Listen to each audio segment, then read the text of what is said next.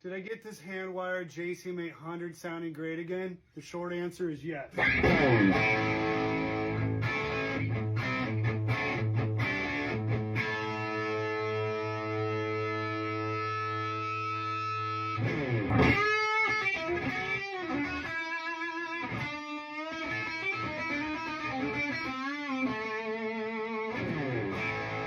Okay, in order of importance, these are carbon film resistors, actually really cheap carbon film resistors.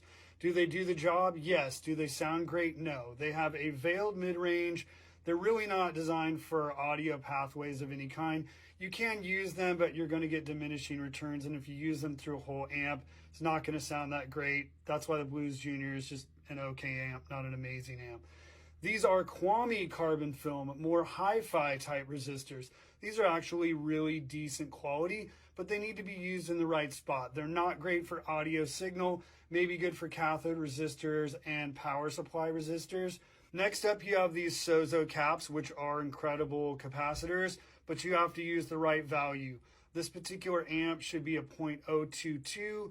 The builder chose to use 0.047s, in my opinion.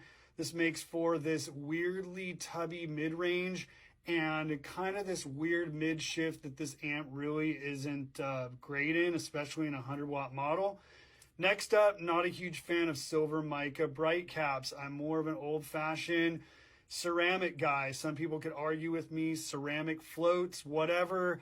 I don't love these, especially when I've got a harsh amp on my hands. So what did I use to replace these resistors with? I used a mixture of good old-fashioned carbon comps, which came in your vintage tweeds, your vintage fenders, blackface, and then in certain special areas, I used this carbon film Rex resistor. Now, these are very different than these other ones. These were built around audio circuits. They sound amazing. Therefore, in an audio position, they're going to crush, assuming you're using the right value and in the right space.